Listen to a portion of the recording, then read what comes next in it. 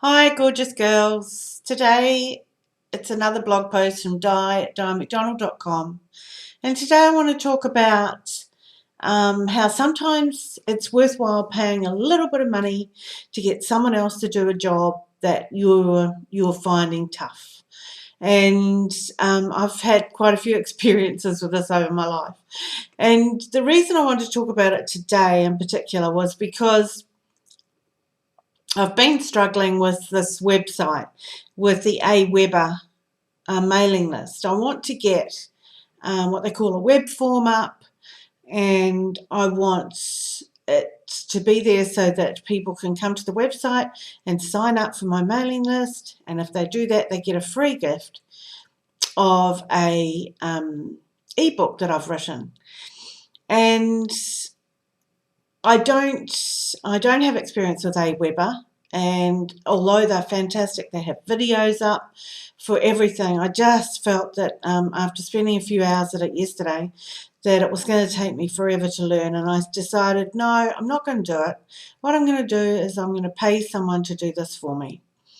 Now, I've recently been using people from a site called elance.com, which is a fantastic place to get people to do jobs for you, especially anything to do with the internet. And in recent months, I actually have employed some people from all over the world, really. Someone from the Philippines, someone from India to do some work for me. And they just did the best job. And it was just such a reasonable price. It works out so much better. You know, I think a lot of us think that we have to do everything ourselves, and we just don't.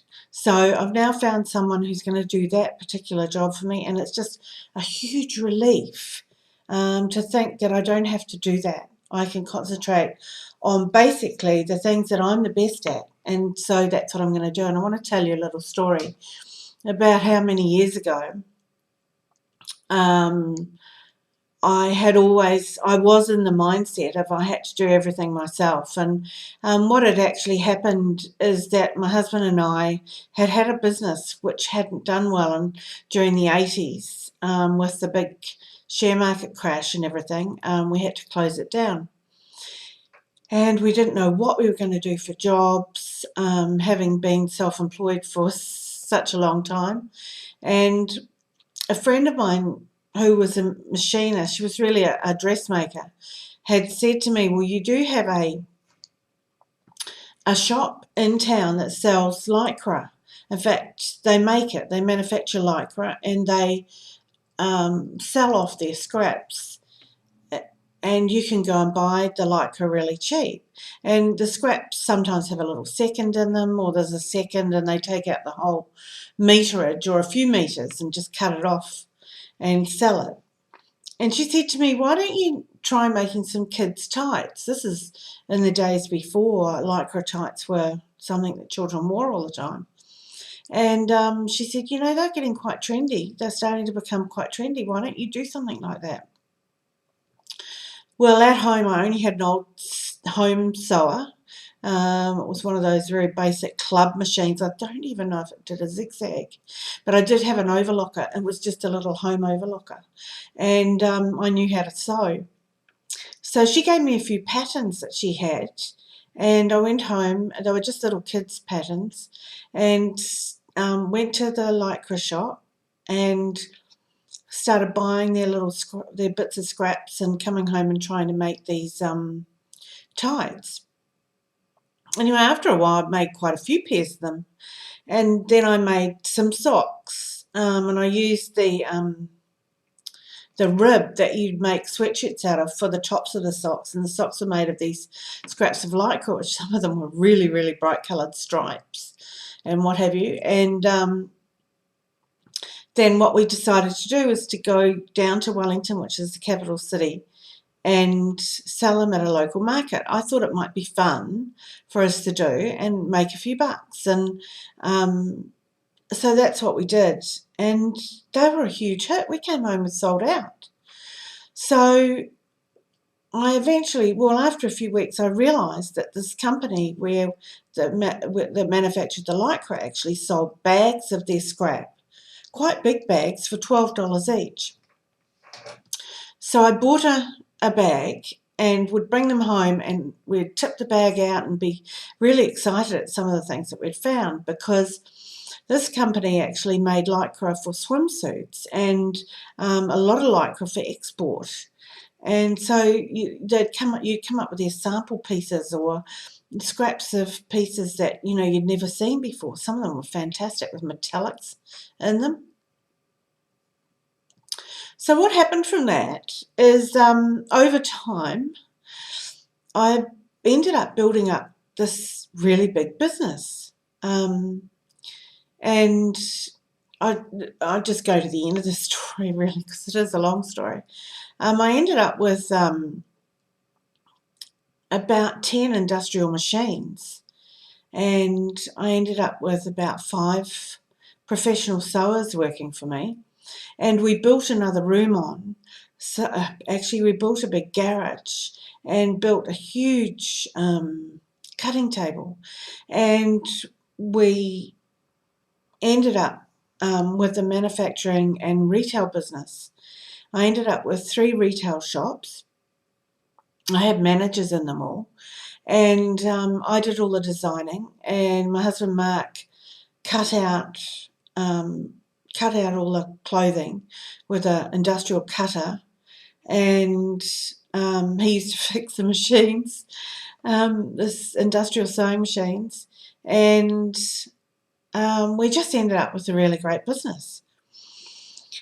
But the story that I was really going to tell you was that, to start with, I sewed everything on this little club sewing machine, and eventually I just couldn't keep up with it. I couldn't keep up with the work, and so eventually I taught Mark how to sew too. And so the both of us would be on the sewing machines and on the overlocker. And one day I thought, then we did what we did then was we bought an industrial machine, and that was a lot quicker because it went a lot faster. But I didn't have the skills of an industrial machinist, and neither did Mark. And we were just persevering and persevering and persevering, and it meant we had to work hours and hours and late at night. And finally I decided I would try and get someone who was a proper machinist, and that was going to cost us money, so it wasn't something we really wanted to do. But once we bit the bullet and did that, we got our first sewer in, and she was just amazing. We could not believe she put out 10 times the output I could put out, and it didn't cost me 10 times.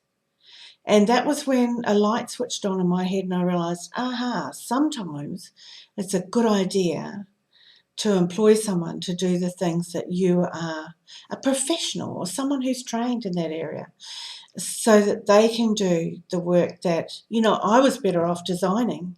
Really, my job was to design and to manage the shops and to manage the garments, and, wasting my time sewing was really turned out to be a waste. So that was another time in my life when I realised that it really helps to get someone in.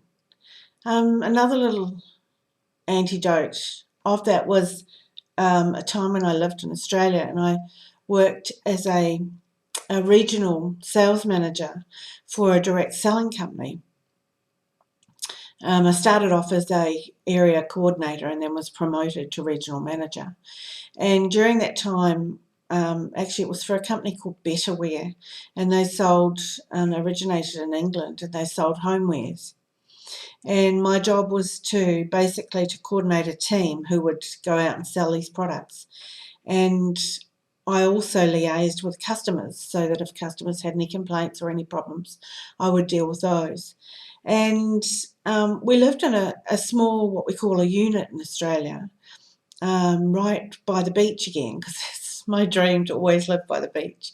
And we lived in Kings Beach, and it was absolutely beautiful there. And it was only a small unit, as I say, but I just found that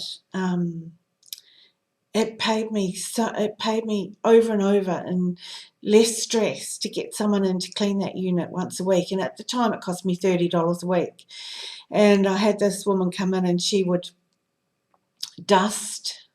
It was a 2-bedroom unit. She would dust everything. She would vacuum the whole place, and she would do the bathrooms. We had an ensuite and a bathroom, and the kitchen, and she would clean the toilets and do all the floors. And it cost me $30. And it saved me so much. It saved me stress. It saved me time. And so I learned that lesson really well, and I've learned to delegate. And I just think it's something that every woman should learn to do, because we need to learn to look after ourselves these days, and we need to find ways to make things easier in our lives. And I think the day of a woman doing absolutely everything are over. Those days are gone. We don't have to do everything ourselves. And often what we save in stress and time and effort is so much worth just a little bit of money. And really, what's money? It's just an exchange of energy anyway. So I hope that you've enjoyed my blog post today, and I give anybody permission to get in a cleaner and get them to clean your place once a week, or to get in to come and mow the lawns for you, or to do a job that you hate doing. Uh, you know, to maybe even come in and just cook your meals of an evening. Make sure that your family gets healthy and delicious meals if you can't manage it, if you've got something else on your plate. Women do so much today. We're entrepreneurs, we run businesses, we run our homes and families. Get some help. It doesn't cost a lot, and you'll be smiling. It'll make your life much happier, and if you're happier, the whole family will be happier. Okay, that's it for now. Have a great one. See you tomorrow. Bye.